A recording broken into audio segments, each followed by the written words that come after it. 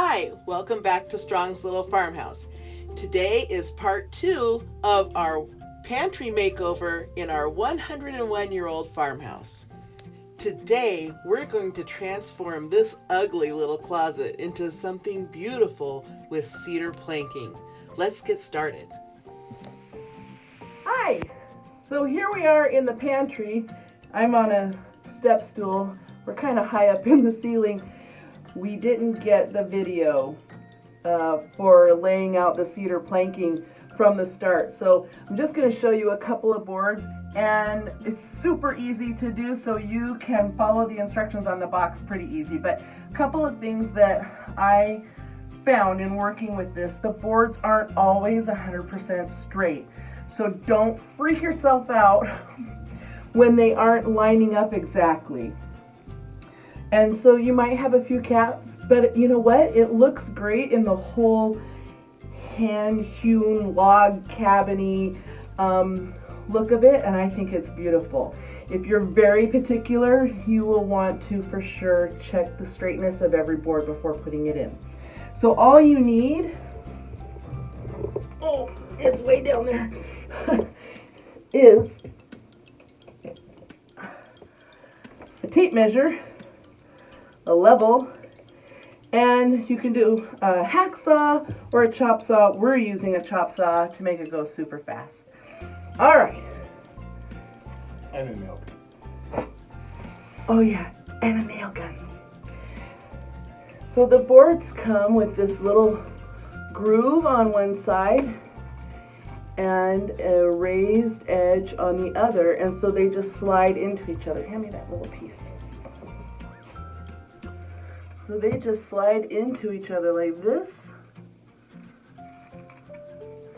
and lock into place, which makes it really easy. Also, the ends come with a little flange on one end and then a cut back on the other, and so they line up like this, and they overlap. Now, one thing about the cedar planking is it has this beveled edge. And when they're put together, it makes it look like expansion space.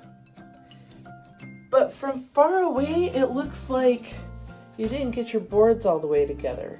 And I'm not really a fan of that. So later, as we were doing these, we started blunt cutting them. And I really like the effect a lot better. We still have expansion joints, but they look like they're flush, and I like it better. So that's one thing. You test for yourself if you like the boards to be up against each other, or if you like this deep beveled look. Okay, so you want to have you don't want your seams to line up, so you want to stagger your boards. The box comes with a couple pieces that are cut short, so you have a starting short board on your first course, and then you just go from there, and the piece that you cut off at the end starts the next row, and then you're always offset. So as you can see, the last row that I did, I started with a short piece and then ended up with a full piece. So now I've got a half a piece that I'm going to put up here so the joints don't line up. You just get it to sit on top of that edge. Sometimes the boards are straight and sometimes they aren't. So we're going to put this in here. There we go. There we go. Now it's on there. And now you take your level, put it right here. Okay, so it needs to come up a little bit over here to squish that up. Now that's straight. Okay, nail gun.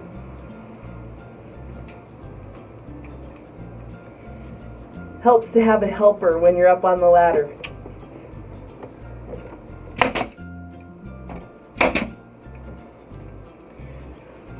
When you're nailing in the boards, one lesson I learned is nail down towards the bottom. I go about an inch and a half from the bottom because you want to leave this upper edge a little bit loose so you can slide the next piece down behind. The next piece is going to be nailed lower, so it's going to hold that nice and secure. Also, these, particularly on shorter boards, don't nail right in the same line because you're going to be right on the grain and you'll split the boards. Trust me, I know. Okay, the next piece is going to be right here, so I'm going to measure the distance, and my handy assistant Mark is going to go cut a piece on the chop saw. So we need 34 exactly. 34 exactly. Okay, so we're gonna cut this to fit, and it was 34 even. Yes. And we've learned that we really like the butted ends together. So I'm gonna do is I'm gonna cut that little edge off, and then I'm gonna cut my 34 length. Okay, ready? Ta-da! See how smooth that is? It's smooth as a baby's bottom. 34 inches. Exactly. Speed square. Speed square. Okay. Let's cut.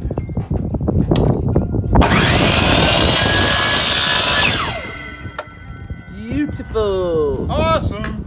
Okay. Okay, Mark just sawed the piece we need. Here it is.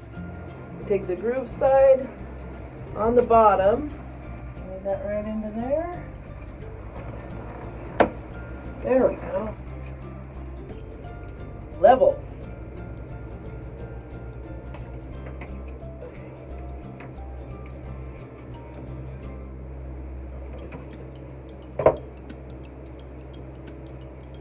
That's why. So here's a perfect example. I can't get this to sink down onto the board because it is warped in an arch like this.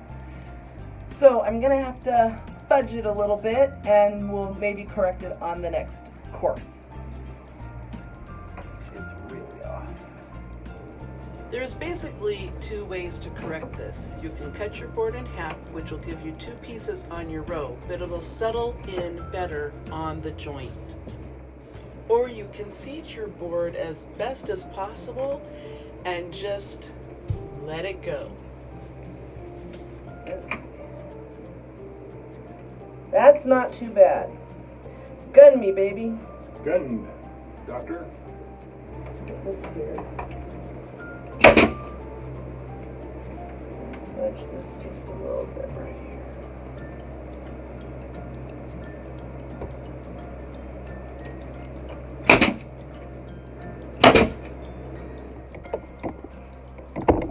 You want to make sure this top edge lines up so you got a straight joint there.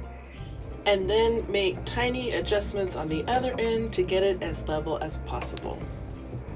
Now the piece that he cut off of this one is going to be the starter piece on the next course. And that's how we're going to guarantee offset joints.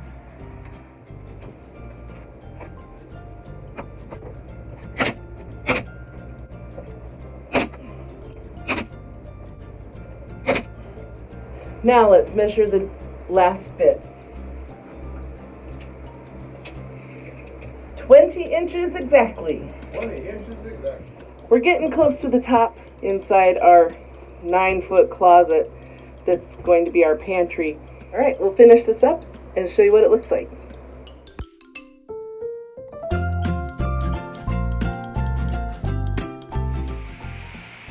So Mark is outside playing with fire, so that's going to keep him busy for a while. So I'm going to take advantage of this time and try to finish some things in the pantry. All the cedar is done. Yay. We've got one wall we didn't put cedar on, and so we're just going to paint that. So here's the pantry and all the cedar all the way up to the ceiling.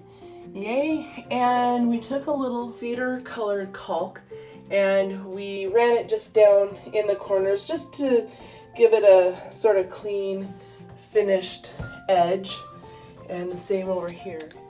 Now this is where they had all that ancient wallpaper. We got all that torn down and we're just gonna paint this wall. Next, we gotta figure out what we're gonna do with this floor. Ugh. So beautiful, the wood. We really wanna restain it, but we don't wanna do the work. Is that sad? It really is sad. So we have still a few things to do on this pantry before we can actually get to the shelves, but it's come a long way in the little bit of time that we've had indoors, so we're going to keep going. Hopefully it's going to come out great. I really would like to get my food unpacked out of the... Right now in the dining room are all the boxes for all of the food, and so we have to keep going into the dining room around the corner to get food out of the boxes. So I really need my pantry. I think this is gonna look really nice when it's done. We love our old little farmhouse, and it's got its quirks and issues, but transforming this pantry into something beautiful is helping us feel like this house is becoming our home. Thanks for joining us at Strong's Little Farmhouse. And if you'd like to see more adventures in DIY, click one of these 2 videos and you can see what else is happening around the homestead. God bless and have a great day.